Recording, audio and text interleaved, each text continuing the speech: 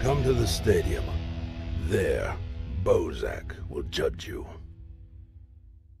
I'm Joey from Slipknot. I'm number 1, and I play the drums.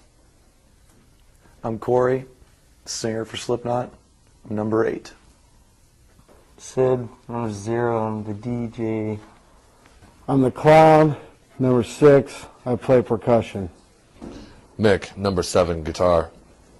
Paul, number 2, and I play bass. 133, number 5, samples and keyboards.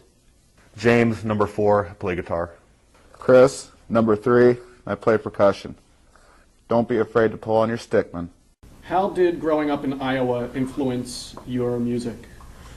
As far as our music goes, I can't speak for anyone else that was there, but as far as just all 9 of us go, I guess what you see right now, and like if you've heard any of the music or the music that you'll see also on your website here, is a product of pretty much a barren wasteland of entertainment that goes on in Des Moines.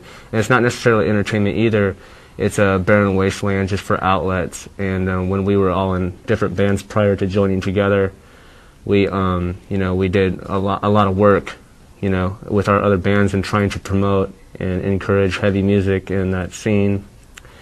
And not only trying to promote necessarily our music at the time, the attitude started getting more angry and aggressive towards feelings of us being rejected and being torn down for what we were trying to do. Therefore, when we formed, we all got sick of basically the element that was Des Moines, Iowa, and we all came together and formed a supergroup, which is kind of what we like to call it. And we've created Slipknot, and since we were getting treated like faceless, like we were pretty much totally anonymous there, we decided to be anonymous. So we put on the mask because we're not about our names or our faces. We're about our music 100%.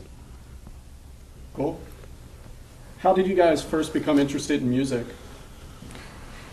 Well, a lot of us, especially the guys in the band, the people we hang out with, like Joey said, we came from a place that had nothing.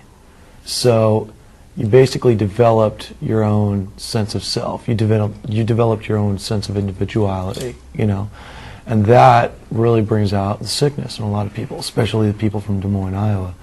And that got us interested in the type of music that we're doing, and it started out small and it just got, sicker and sicker.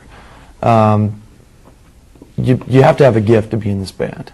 I believe that totally and truthfully. And everybody in this band had a gift that they have nurtured, they have grown from the beginning. And if it wasn't for the place that we came from, we probably wouldn't have it. And the music we grew up listening to just fed it even more. What kind of music did you guys grow up listening to? For all of us, we kind of, basically I can speak for everyone in the band when, like early Slayer and old Black Sabbath, which we have the fortunate, being on tour with right now, and we're very excited about that because they're big influences. Beatles, a lot of us were Beatles fans, of course Led Zeppelin. And then we got into like old school thrash, along with Slayer and like old Anthrax and stuff like that, and it just flourished in a meaner, and like we got into the death metal style a lot, like old bands like Autopsy and Repulsion, and now it's carried into new bands like Nasm and stuff like that we listen to quite often. And basically we don't derive from any certain type of music, but with 9 guys, we got a DJ that influences a lot of our stuff now too, and he doesn't do like the old school like hip hop style scratching and stuff, even though he's really good at it. He invents like a lot of new like noises and stuff that really help enhance a new element into our music. And we have 3 percussions too, because we're in the big drums, and we have like even though I play the main drum kit, we have 2 guys up at the front of the stage that play big cannon drums. They also have like mounted keg drums and like actual beer kegs that are empty, and it creates quite a unique sound actually. How did you guys arrive at a 9-piece metal band using everything from a power saw to samples? Just happened, I mean, when you're trying to get your point across, you use whatever's there. And when the band started out, it was originally a 6-piece, and it grew to the point where we were at 8, and we were going really good with that, but there was still something missing. We knew there was something missing, and that's when we added our DJ, and it just fit. You know, when you're making the kind of noise that we are, you can't cheese it. You can't second guess it. You got to go all the way, and you have to be as intense as possible. You have to be as expressive as possible. And the fact that we have 9 people, there's no gimmick to this. Everybody plays their own instruments. It's not like we have this sideshow going on. This is a full functioning band, and to do what we want to do, that's exactly what it took. So it all worked out in the end. What made you guys decide to sort of push the envelope of heavy metal the way you do, with the size of your band and the type of instruments you play and the look of the band? The people we are, we can't help but be the best. You know what I'm saying? We will never be second best, because in our hearts, we can't let ourselves be that. We are 9 overachievers. We are 9 guys that will go the extra distance to see what we do. Like Joey was saying, every day, every minute of the day, we're constantly working on the band, you know? We take care of ourselves so we can be the best band. We act, we're living our dream, you know? I mean, as much power as you put into this band, you can't help but come out like 10,000 volts of electricity. I mean, it's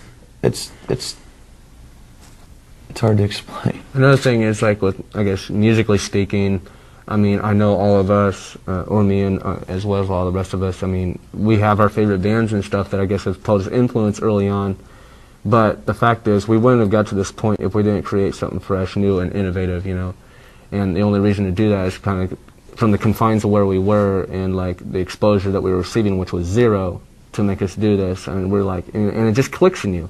I mean, there's like, just like a serial killer, or like a person that is this, like, you know, you hear about those postal workers and shit that had enough, you know, and it's like they just snap, and it's like, finally, it's like, this is what we got to do. I mean, because, I mean, everyone kind of has, like, the preconceived things, like, in their brain of, like, you know, what it would be like to do this someday, but it's usually like a dream, and you don't really act on it.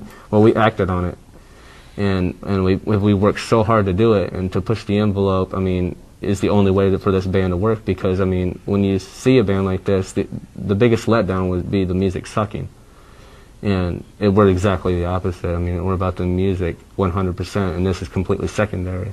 You know, this comes not from an image standpoint of trying to get the band noticed, but from a band that is so about its music that should be the real, you know, the real package, and not about a rock star image.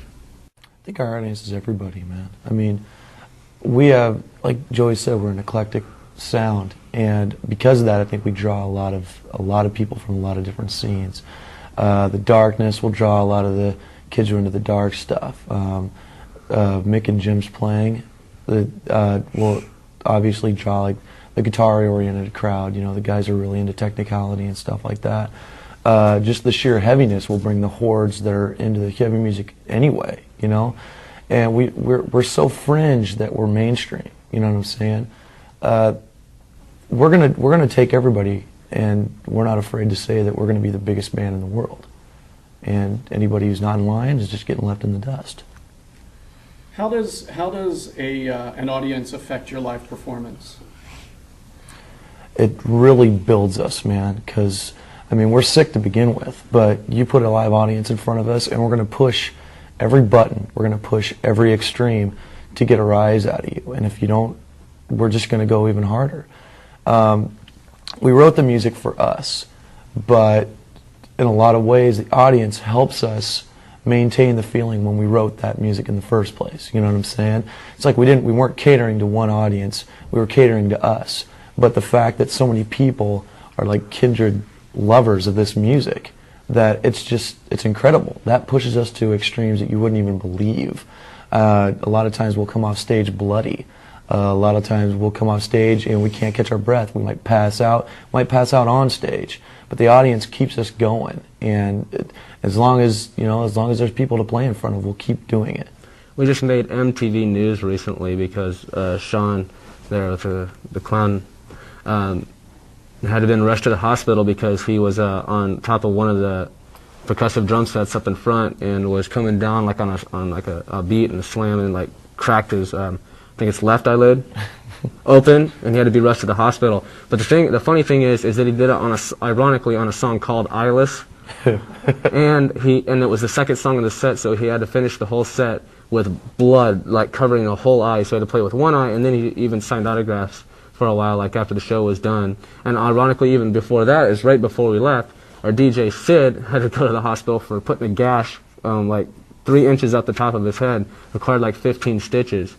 So it's like, who knows what's going to happen tomorrow. Do you guys think bands like the Rolling Stones and Aerosmith are too old to tour? Hell no. No, because, I mean, why should they be? I mean, yeah, there's sometimes where people will say, you know, look at them, they're too old, and, you know, but the fact is, I mean, come on, they've already done everything that could possibly have been done. There's honestly, I mean, they'll go out and make a lot more money, but the fact is they've already had a lot more money because a lot of them have been off the drug problems forever, and they've still been doing tours. The fact is, if you don't love music, you wouldn't be doing it, and is anyone to tell them that they can't do it? Because, I mean, shit, they started a lot of the stuff, you know, Aerosmith and all those bands like Kiss and stuff. Not only, you know, really big influences on all of this, but the fact is they created awesome music, and why can't they keep, like, producing that music to the mass audiences that will still pay for it? Like I said, as long as there's an audience, man, why not go out? If your audience dwindles, then obviously you're not making the statement you were making in the past. But as long as people want to see you play, man, go for it. You know? I mean, I hope, you never know. I mean, I hope that someday I could be in a position to do that myself. But if it ever gets to the point where I'm doing it just for monetary reasons, screw it, I'll let it go. Yeah, because, I mean, your fans will see through that. Because if you're honestly doing it for, you know, money reasons, you will not be putting the same heart into your shows and into your production or any of that stuff that you would be doing if you're doing it for the love of music alone, because people can literally see through that. It's just like why certain bands have a lot better live shows and can captivate the audience a lot better than other bands, because it's the feeling that they're holding inside, and they know how to channel towards that audience and pull it back in and make it one unified scene. So like it's a question of sincerity. Yeah, exactly. People aren't stupid most of the time, you know. The majority of people aren't stupid. They'll see and they can feel, especially they can feel if you're being truthful. And you fuck them once, they're not going to come back again, you know what I'm saying? So you gotta really watch your ass on that shit. Yeah. So they wouldn't, you know, they wouldn't be able to still do it if it wasn't sincere, I don't think, you know. Okay. Yeah, of course, I mean, if there's going to be money, they're going to want to make it. You can't say that ain't right. But, I mean, you can tell they wouldn't do it. I mean, these guys they're getting up there in age, and it kicks ass that they're still doing it, you know.